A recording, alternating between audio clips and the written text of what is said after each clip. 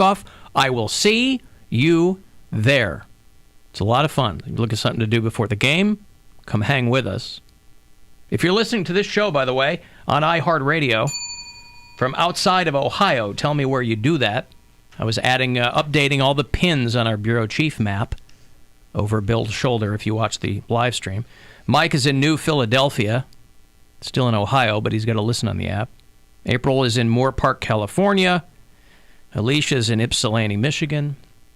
We have a handful of people around the state of Utah as well. We've got people in Salt Lake City and Logan, Utah, Sandy, Utah. I was reading about a woman who is trying to avoid having to register as a sex offender in Salt Lake City because her stepchildren saw her without a shirt on. What? That's it? Yeah, I think Was she presenting to him? Was it like one of these Pornhub videos where it's like, hey, I'm stuck under the table and my boobs are out. Can anybody help me? Oh, my stepson's here. Can you help me? Oh, you're not going to help me? You're just going to stick it in? That's not helpful at all. What do you mean, how did I get inside this window frame and now can't get back out? I was just trying to do some laundry. It's nothing. I got stuck in the laundry machine. Oh, with my butt out. Could you get me out of the dryer? Yeah. What do you mean, why did I have to put my entire torso into the dryer to get the clothes? No. How did my torso become so big that it can't come out of this giant hole? Yeah. I'm not actually stuck. Nothing salacious like that. Nothing like that? Nope. Okay. No, this to me sounds like the mom of the stepkids maybe doesn't have a great relationship with the dad. Because the dad... Anyway. That makes sense. This woman she's 30-something. She's a little bit of a hippie. That's fine. She and her husband were doing some work in the garage. And he took his shirt off. And then she took her shirt off. So they didn't get it. This is her story. So they didn't get everything dusty. And she's trying to make the point that so many other states, Ohio included, the whole free the nipple thing. Yeah. If guys can walk around with their shirts off, why can't we? Why can't stepmoms? Legal in Ohio, not so much in Utah. Utah is still stuck in many, many ways in the old times. That's not surprising. And so there was a topless ban in Colorado that just got overturned. And that set a precedent for a lot of states to follow suit. But this woman says that she was in the garage, and she and her husband were doing some work, and he had his shirt off. She took her shirt off, and her stepkids walked through. Her husband's 3 kids, ranging in age from 9 to 13.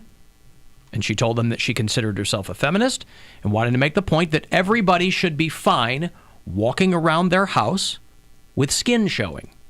And the kids said something to their mom. Snitches. Yeah. And then the mom, rather than saying something to the dad, reported it and said she was alarmed. The authorities. Yeah, I wouldn't. And so now they've come for. Now the woman's in court. Yeah. So that she doesn't have to register as a sex offender. That's insane. I can't imagine her losing a case like this. I mean, given the fact that so many other states have. I mean, it's not a theocracy in Utah. It's pretty goddamn close, but... Stupid. It's a waste of everybody's time.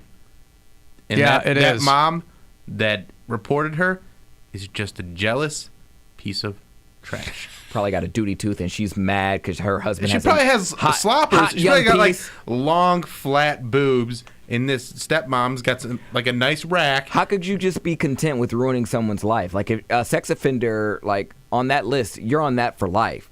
So you're content the chief petty officer. I'm not content with someone being labeled as a sex offender for the rest of their life. They can't get a job. They can't live in certain areas. Are you registered for the rest of your life? I think it's for 10 years. I don't think it's the rest of your life. Why would the timeline matter? Like, if you raped kids back in, 2002, I don't care that it's 2050. Right, but rape is not. That's a different... Yeah, this is a different level of it. Point on the curve, yeah. I don't know. I'm not a sex offender, so I don't know how long it stands for, but... Okay, 10 years. That's still terrible. Hey, I molest children. All right. I think your own words might invalidate your story, Poundcake. I'm sorry to have to throw a quote back at you, but I don't know what else to do, given the circumstances. There are some states that are still upholding this. Who would have thunk that Ohio would have been progressive in this way? I didn't know we were that progressive Yeah, until I went to the Pride Parade in Columbus, and people, like most of the girls, were shirtless. State parks. I mean, Pride Parade's one of those things that they're really not going to crack down on people unless they're like helicoptering on a float. But, you know. Those are some sloppers after helicoptering. I meant the guys. Yeah. Oh, no, you can't have the bottoms off. Well, I know. I'm just saying. I mean, but, you know, when the Pride Parade comes through, local law enforcement usually tends to take a little bit because they're outnumbered. And they're like, just guys, don't get crazy. They're trying to keep the peace. Yes, that's right. But New Hampshire has a nudity ban like that. Missouri, of course, because Missouri is like basically Alabama, has a nudity ban. But here in Ohio, you can walk in a public park, on a public beach, if you're a woman and walk around with your top off. Hear that, ladies? As I understand Exercise your right to free the nipple. Yeah, free the nipple. I don't see enough of you taking advantage of this. And listen, I won't lie to you. We will forever and primally be drawn to look at a woman's breasts. But that's on us. Right. It's not on you to have to cover up. No. You know, we're living in a society here. I'll be tactful about it. I won't stare. I'll just sneak peeks. I don't even really do that. Like, if I see a couple of boobs in the park, I'll be like, oh, there's those. Yeah, you get a good, idea of what you saw, and that's it. Nipplies, believe it or not. It really is, like, they're boobs. It's not that big of a deal. Yeah. Does it sound like we're not impressed by them so that they'll be like, yeah, they're right. We will show our boobs more. Oh, I see. You're trying to, is it reverse psychology? Well, no, I really don't care if they have their boobs out or not. But people died for your right to free the boobies. So yeah, you don't want those soldiers to have died for nothing. They died for that?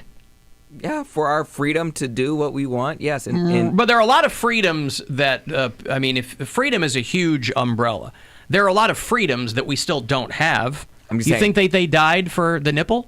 Yeah, probably. All right. I'm sure people died for a lot less, like a lot more that they probably thought was stupid. Was it more or less? Was there someone like in the trenches and their dying breath is like, tell my wife to show everybody her boobs. Uh-huh. I'm sure they would want to. Wow, all right. On the front lines. I did this so we can see. Free those boobies! Nipples. Yeah. All right. My dearest Martha, life has been horrible out here, and while I am thinking of you every possible minute, I'm hoping that this letter finds you well, and that young Bertram is safe and sound. And make sure that wherever you go, whatever happens to me, whether I return or not, you still walk around with those beautiful jugs out for everyone to see. Yours forever. Well, you were gifted with some puffin nipples, and it'd be a shame if they were not seen by the world. By the world? Yes. Wow, that's a bold move. Seen by the world. Puffers. Areola. All right. Alan, both my daughters saw their first penis at the Pride Parade in San Francisco. They were 10 and 12. Listen, my mom. You got your penis out? I saw my parents naked when I was young. My mom, I would see her naked because she'd be walking into the shower or whatever. It wasn't a big thing. The most traumatized. I saw my mom naked once, and it was you go, okay, that's what it looks like. Weird beard, Mom. Yeah. But then, one of the most traumatizing things as a child is when you go into a locker room for the first time. Yeah. And there's just a bunch of old men walking around because balls to their ankles. Because it's not just the balls; it's the adult male body that's been worn. Yeah, that's been used. You're fat. It's been used. It's got a lot of miles on it. It's very startling, and it's very different than your body. So when you're a little kid, everything, you look like a doll basically. And then you go into a locker room, and then the hair is probably the most upsetting part of every locker room visit. Because some guys just have so much hair. I remember my friend's dad had so much hair that he'd wear tank tops when he played basketball, and it looked like he was wearing a sweater underneath the tank top. And that's how he would get open. Is people just there's along came Polly. No one wants to go near him because he would have sweat all over it, and people have to rub up against it. Ugh. And if you rubbed up against him, then you would be covered in his sweat from his hair. From his hair, yeah. Yuck. Okay, yeah, no.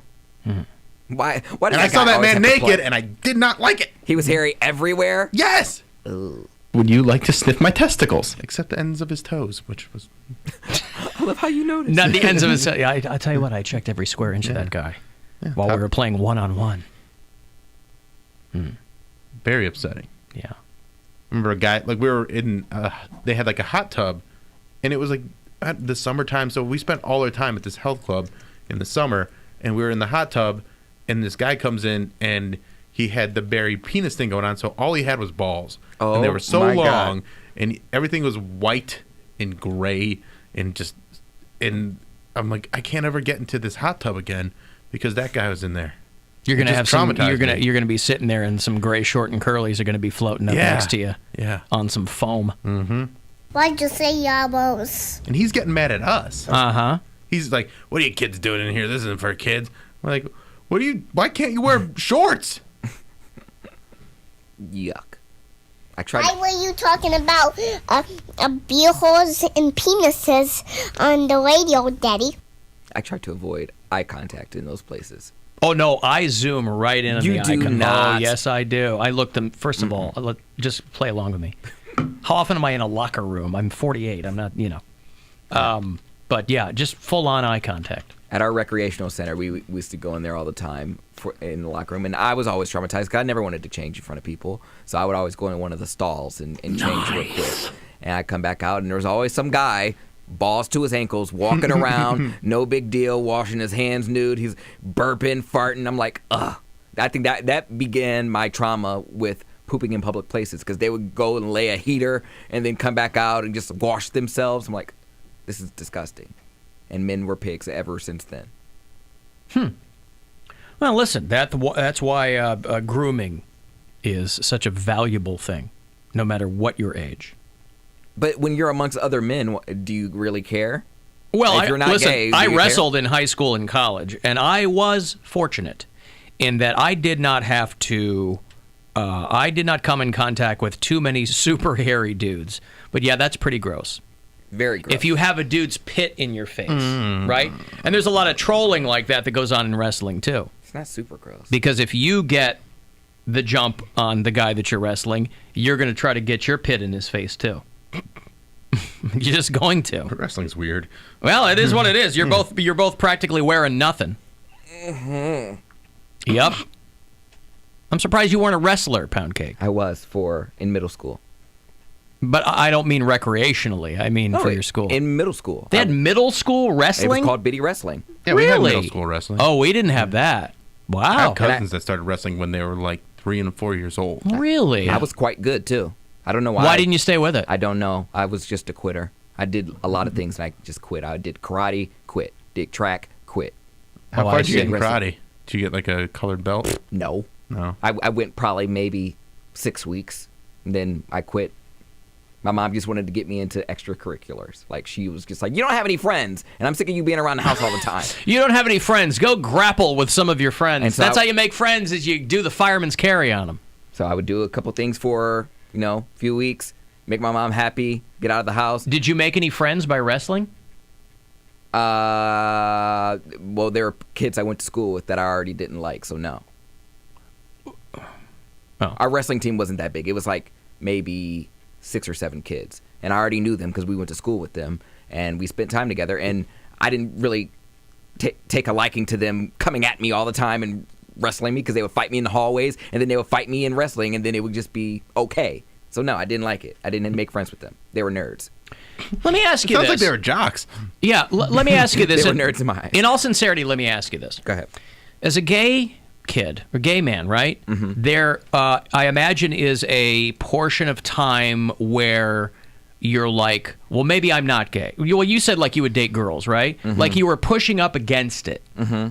And part of that, I assume, is like in your own head. Part of it is because you don't think that people will accept you. You worry about coming out. Mm-hmm. Is any part of it that you push against, and you're only speaking for yourself, is any part of it that you push against is because guys are gross, and you go, God damn it, if this is what I'm truly attracted to, it's going to be a rough road? That's never been it. Oh, okay. No, because I know. Because like women are gorgeous and soft, and they smell good, and they're, I mean, they're works of art. And we are just gross. Yeah, I so know. if you're sexually attracted, like, I don't know how straight girls do it, but God bless you. But I wonder if that's part, and maybe it is for some other people, where in your brain you go, God, it's I the don't want to grossness- be attracted to that, but I am. I can't help it. It's the grossness that I kind of like. That is kind of because it's just like, oh God, like men are such pigs. You could be a caboose for like 9 people and still come out like, let's get. What's he talking about? I don't know. I know. A caboose for what are you talking about?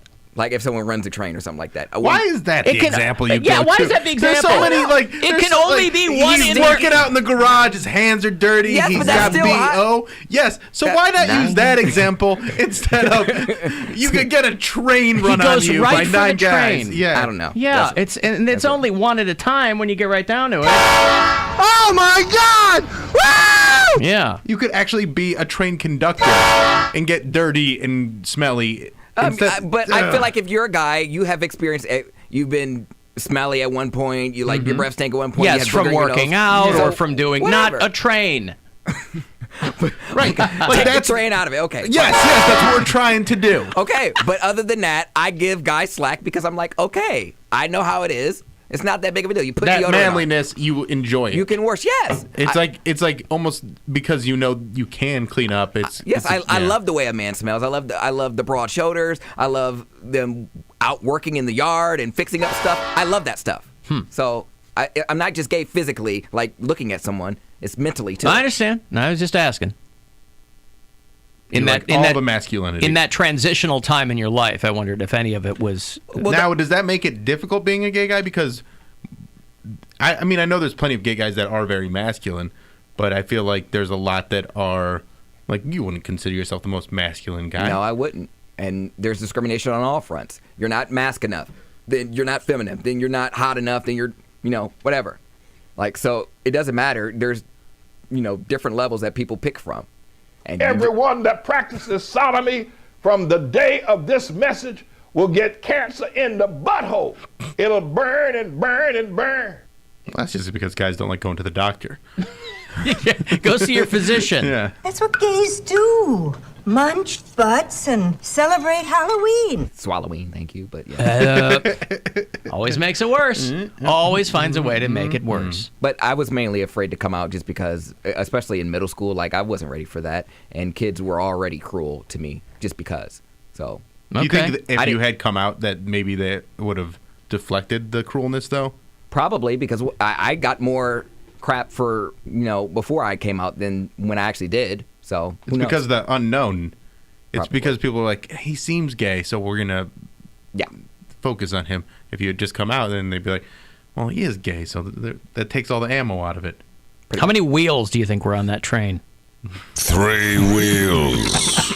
I see you setting up for it. Train for 2 wheels. How many does a caboose have, though? 1 wheel. All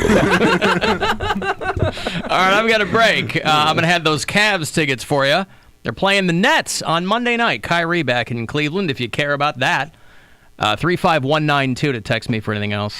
It's the Alan Cox Show on 100.7 WMMS. And everywhere you go on our free iHeartRadio app.